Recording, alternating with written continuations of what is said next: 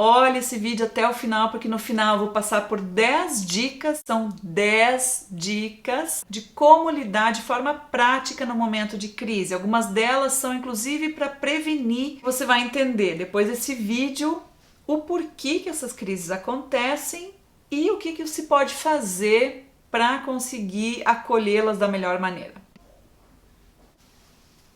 Vocês talvez vão ouvir umas vozinhas aqui embaixo, porque a minha filha tá prestes a sair para brincar lá.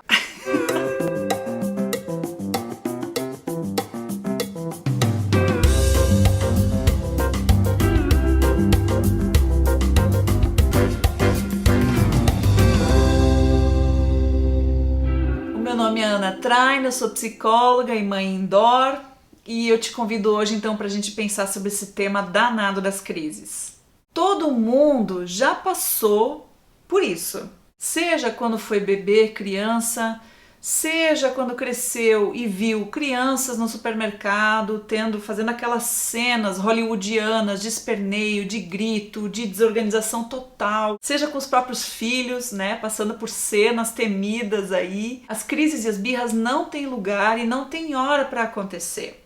E elas geralmente pegam as pessoas desprevenidas. Acontece uma paralisação e um não saber o que está acontecendo. Então vamos olhar um pouquinho para o que são essas crises. Eu vou falar mais especificamente da crise dos 2 anos, que é algo que afeta a maioria das crianças. É esperado que as crianças passem por isso como algo de um desenvolvimento infantil. Inspirada pelo tema de hoje, resolvi vestir essa camiseta da girafa. Isso é bastante inspirado na Psimama, que é uma psicóloga e mãe de 2 crianças, e ela é uma que sustenta de que a gente deva se engirafar.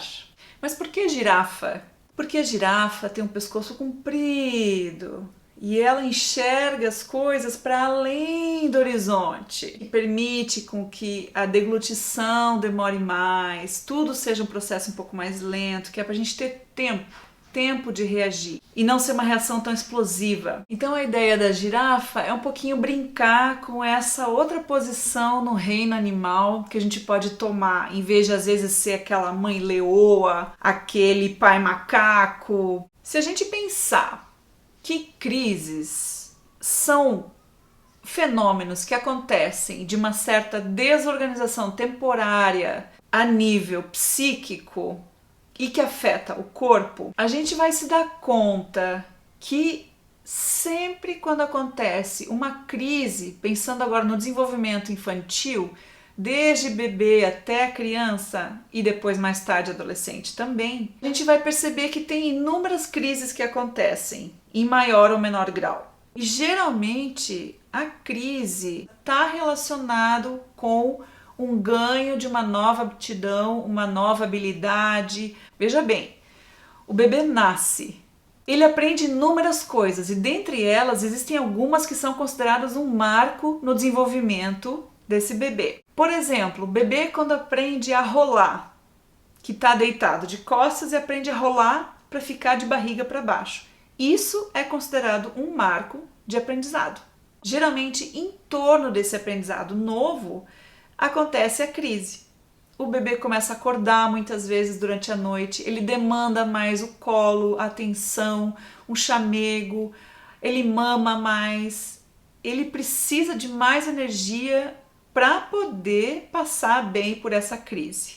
E ele busca essa energia junto com a mãe, geralmente. Então nós temos aí um bebê quando aprende a rolar, quando aprende a sentar, quando aprende a comer. Note que são coisas que não são aprendidas de um dia para o outro, é um processo. E cada nova habilidade, cada novo aprendizado vai sendo um pouquinho mais complexo, vai tendo cada vez mais elementos, o que significa que a crise atrelada a cada um dos novos aprendizados equivale também ao tamanho da complexidade do novo aprendizado. Criança que começa a andar e aí depois corre, depois pula com os 2 pés juntos, tudo isso são grandes aprendizados para a criança. Outro grande aprendizado é o controle dos esfíncteres. É quando a criança começa a controlar quando e quanto ela vai fazer de xixi, de cocô. Isso é super importante no processo mais tarde de desfraude. Quando a criança chega perto de completar 2 anos, é quando começam essas crises e birras dos famigerados 2 anos. Por que acontece isso aos 2 anos? O que está acontecendo na vida da criança em torno dos 2 anos? A coisa principal que está acontecendo é a autonomia. Autonomia vem do grego e se compõe de 2 partículas: auto, que é de si mesmo, e nomos, que é lei, regra, funcionamento. Então, a autonomia significa que a criança ela vai começar a aprender por conta própria como que as coisas funcionam e como que ela funciona também. A autonomia diz respeito também a uma certa independência dos pais. E isso é um grande passo, não só para a criança. Toda a família espera ávida por esse momento, ao mesmo tempo que teme, obviamente, porque toda mudança traz consigo também necessidade de adaptação. Os pais, as mães, os cuidadores querem, desejam que a criança se torne cada vez mais independente, mas esse processo acaba muitas vezes sendo doloroso para as partes, porque envolve uma série de coisas que nem todo mundo está muitas vezes disposto ou apto a entender o que está se passando.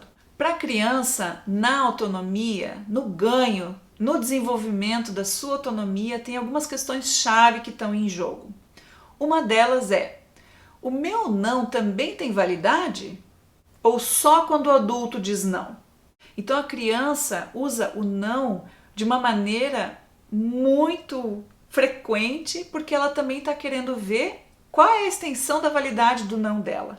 A segunda coisa da autonomia, que é bastante forte, é que a criança se dá conta, nesse processo de separação e individuação da mãe, que ela não é um sujeito grudado da mãe, e sim ela é um sujeito à parte, ela se dá conta: puxa, eu sou mesmo alguém. Eu sou alguém separado do meu pai e da minha mãe. Eu sou alguém que consigo existir separadamente deles.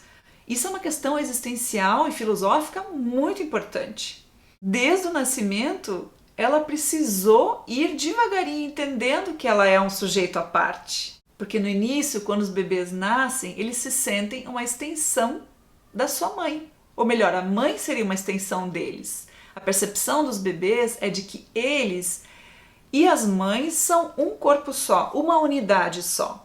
E por isso que muitas vezes sofrem quando sentem que a mãe não está perto, porque é como se a própria existência estivesse em risco. Acontece que durante todos esses primeiros meses e os 2 primeiros anos, a criança vai se deparando com o fato de que ela é uma pessoa separada. E a crise dos 2 anos chega para confirmar isso. Já que eu sou separado da minha mãe, então eu posso e devo experimentar as coisas por conta própria, para tirar as minhas conclusões, para experimentar no meu corpo como é que as coisas funcionam, no meu tempo também. E isso deixa os pais malucos. Por quê? Porque pais e mães têm uma organização do dia, tem um tempo, tem compromisso, tem coisas que precisam fazer e que a criança, naquele momento, ou não quer, ou se nega, ou começa a se debater, se espernear, ou simplesmente está num outro ritmo, está numa outra vibe, né? E que a coisa não coincide com os tempos aí dos pais. Acontece que durante as manifestações da birra ou da crise da criança, ela mesma não consegue entender o que está acontecendo consigo. E o choro, o desespero, o esperneio é uma tentativa desesperada dessa criança de tentar voltar à normalidade dela. Como é que a gente pode traduzir isso para a nossa linguagem, que a gente possa entender como mães e pais? Por favor, me ajuda, que eu não sei o que está acontecendo comigo. Eu não estou mais me sentindo eu mesma. Para quem é mãe ou pai, isso exige um esforço tremendo, porque precisa passar por cima de toda uma frustração de estar tendo que lidar com uma criança que está passando por tudo isso. Porque é muito difícil muitas vezes ouvir o choro, o grito, o esperneio e tudo isso que é tido como um mau comportamento da criança, mas que na verdade são essas expressões dela não estar se reconhecendo nesse momento de crise para alcançar a autonomia. E mais, a criança não só não se reconhece, como também ela não reconhece o fato de que os pais ficam paralisados e não sabem lidar diante dessa nova informação. Então existe ali um deslocamento de todo mundo nesse jogo familiar. Minha mãe, que normalmente sempre sabia me acolher e me entender, agora está de repente braba comigo. Isso às vezes acontece com um ciclo vicioso muito desesperador para todas as partes, porque aí a criança que não está se reconhecendo e está pedindo ajuda para os pais não estão sabendo como lidar e começam a entrar numa lógica de ignorar ou de punir. Isso faz com que a criança entre mais fortemente na crise dela e todo mundo fica girando nesse ciclo sem parar. Então é preciso um pescoço de girafa muito grande. É preciso um esforço tremendo por parte dos cuidadores para conseguir dar a volta por cima disso e solucionar essa charada. Deixa eu te ajudar a traduzir o que está se passando aí. Será que tu tá chateado porque tu no fundo queria conseguir fazer isso sozinho e ainda não dá tão certo como tu imaginou na tua cabecinha? Nessas horas eles não querem ajuda, não querem ficar sozinhos, eles também não querem que a gente fique junto com eles, é um não para todo lado. Nesse não reconhecimento de si próprio, que é um negócio muito forte para a criança experimentar, é mais importante ainda que o adulto de referência consiga fazer esse acolhimento, consiga entender que isso não é uma afronta a ele, que ele não está testando os limites do adulto. Não é disso que se trata de um desenvolvimento cognitivo, psicológico, da criança. A criança está esbarrando num limite dela, de corpo. A criança está esbarrando num aprendizado muito importante para a vida inteira dela, que é que ela é uma pessoa separada de todo o resto. E essas crises e birras, elas têm duração diferente conforme cada criança e intensidade diferente. Nem todas são iguais, nem todas se vivem da mesma forma. O Joaquim, por exemplo, começou a ter essa crise ao redor dos 2 anos com 1 ano e 8 meses e foi até aos 4 anos. Já a Emma começou com 1 ano e 6 meses e ainda está em curso. Nós estamos com os 2 pés no meio da crise dos 2 anos com a nossa baixinha. Eu não sei por quanto tempo que isso vai ainda, mas eu sei que está sendo bastante difícil para nós como pais. Existe aquele mantra materno, vai passar. Segura no mantra e vai. Porque passa sim, mais do que só passar, vai passar fazendo uma marca importantíssima para essa criança, que é a marca do eu. Eu quero, eu sou, eu posso, eu faço, eu não quero, eu não sou, eu não faço, eu não posso. Isso são constituidores muito importantes da criança e a gente precisa conseguir dar recursos para ela poder agenciar quem ela é e quem ela está se tornando. Vamos para as dicas? Está na hora das dicas práticas e eu pensei 10 pra gente. Existem muito mais, mas eu aqui vou focar em algumas que falam da relação do cuidador com a criança e que eu acho que podem ajudar sim a sair de uma situação de crise ou até a prevenir que aquilo se escale e vá se afundando cada vez mais. Vamos lá? A primeira dica que eu quero dar para vocês é com relação a um contrato que se faça com a criança. Um contrato de uma ação que seja importante para a criança e uma ação que seja importante para o adulto. Uma situação em que a gente nota, que a criança está numa dificuldade de aceitar alguma coisa ou que a gente não está conseguindo se organizar no tempo, essa ação vem como uma prevenção para que ambas as partes consigam se encontrar aí num meio. Por exemplo, filho, você tá brincando aí. Eu entendo que isso é importante para ti, então quem sabe tu termina de brincar e depois disso nós vamos trocar a fralda. No sentido assim, de reconhecimento e validação de que a brincadeira é super importante para a criança e ela precisa finalizar, ela precisa conseguir completar alguns objetivos que ela tá tendo com aquela brincadeira. E para o adulto é importante poder trocar a fralda da criança. Então se faz um contrato, um acordo com a criança. Isso faz com que ambas as partes se sintam respeitadas e validadas nas suas necessidades. A segunda dica tem a ver com durante o processo já de uma crise. Quando uma crise está em curso, muitas vezes ajuda quando a gente narra para a criança a nossa hipótese sobre o que está por trás dessa crise. O que a gente acha que está acontecendo e que realmente deixou a criança chateada e que disparou toda essa crise. Por exemplo, minha filha, eu tô notando que tu tá muito chateada, eu acho que isso tem a ver com o fato de que antes tu não conseguiu servir teu copo de água e derramou e não foi bem como tu tinha planejado. E eu sei que tu tem condições de fazer isso, tu pode aprender, eu posso te ajudar. Vai narrando a situação para ela, porque ela vai se ouvir através das tuas palavras e ela vai conseguir se sentir mais acolhida e entendida. Isso vai despertar na criança uma sensação de que você é de novo o porto seguro que ela conhece e reconhece lá nos tempos de bebê. A terceira e a quarta dicas têm a ver com o espaço individual da criança. Vai ter momentos e jeitos de cada criança também em que a gente vai precisar reconhecer se a criança está precisando de um espaço próprio, delimitado e respeitado, e quando que ela vai precisar de um holding, de uma contenção, um abraço, algo de pele na pele, uma contenção em que ela se sinta mais segura dentro desse espaço, por exemplo, os braços como borda. Para saber se ela precisa mais de um espaço dela ou de um abraço ou colo, isso vai ser na experimentação. Isso durante a crise, cada pai, cada mãe também vai conhecendo melhor seu filho, como é que ele reage e sentindo na relação com o filho o que vai causar mais bem ou mais danos. Os efeitos de se reconhecer se precisa de mais espaço ou mais contenção é de um acolhimento seguro, de ser porto seguro e de empatia também. A quinta dica tem a ver com os tempos. Os tempos dos adultos e os tempos das crianças não coincidem quase nunca. Essa não coincidência entre os tempos e as necessidades é o que muitas vezes também vai disparar uma crise. Adultos e crianças têm necessidades e tempos diferentes, isso é fato.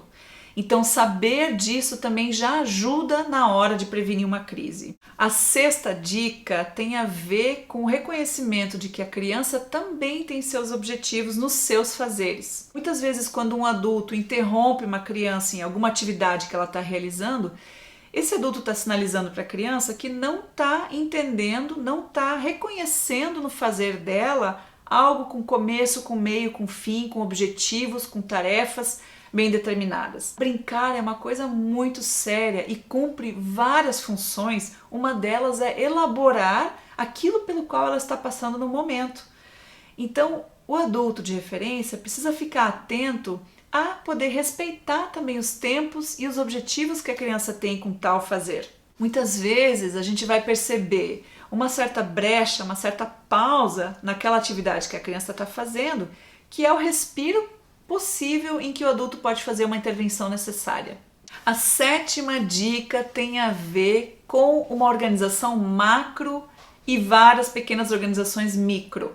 Explique para a criança o que vai acontecer como um roteiro, um esqueleto mais grosseiro do dia ou daquele momento que vocês estão vivendo.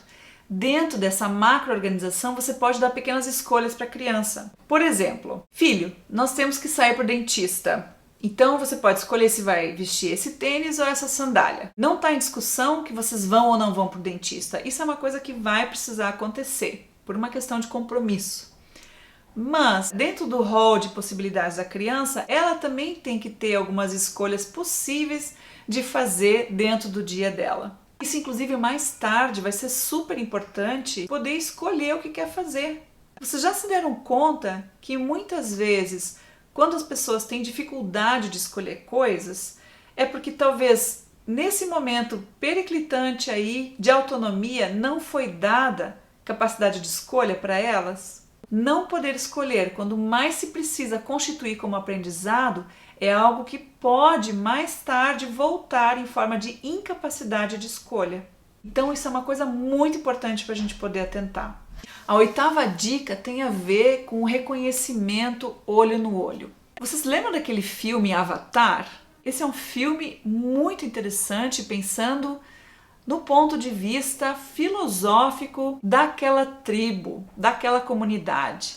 Eles têm uma máxima de dizer eu te vejo como um reconhecimento máximo do outro como um sujeito próprio, com suas próprias questões, com seus próprios desejos e angústias e necessidades. Então olhar nos olhos do seu filho e não gritar lá de longe uma mensagem, uma coisa que tu quer que a criança ouça. As palavras se perdem no vento. Quando a gente não direciona as palavras e um discurso claramente para alguém, ele não tem validade nenhuma. Então precisa ter um direcionamento de fala de reconhecimento do outro como interlocutor dessa comunicação. Eu te vejo é uma máxima que eu acho bem legal para a gente poder usar como dica. A 9ª dica tem relação com um olhar para si. O adulto, quando se incomoda muito com uma coisa, com uma cena, deve começar a se perguntar por que algo está incomodando tanto. O que exatamente está mexendo contigo nessa crise ou nessa birra do teu filho? Tente identificar pistas de quando que uma coisa dispara em ti um processo interno de muita decepção, revolta, raiva, frustração ou tristeza. Isso pode ser uma pista importante para conseguir trabalhar algo em si também. E a 10ª e última dica por hoje tem a ver com o reconhecimento sobre poder. Aconteceu já algum momento em que você se sentiu desafiado na sua autoridade como pai ou como mãe? Será que em algum momento aquilo que está acontecendo com seu filho já não virou para ti uma guerra de poder? Porque aí, na minha opinião, já fugiu do assunto da autonomia e daquilo ao que se propõe essa crise dos 2 anos, que é ajudar essa criança a se enxergar como um ser próprio, mesmo que precise de ajuda, mas é um ser próprio, é um ser separado. Se tornou uma guerra de poderes para adulto, é porque tem coisas aí que para o adulto precisam ainda ser trabalhadas e que para ele foram associadas quando ele era criança. E aí o trabalho é completamente diferente. Então cabe ao adulto a calma, a paciência, a respiração ou até a troca de referência, se está no limite, trocar com outro adulto de referência para continuar essa conversa com a criança de uma maneira tranquila e conseguir reconhecer do que se trata exatamente. Eu espero que vocês tenham curtido esse vídeo e as dicas e a gente se vê no próximo vídeo. Um beijo!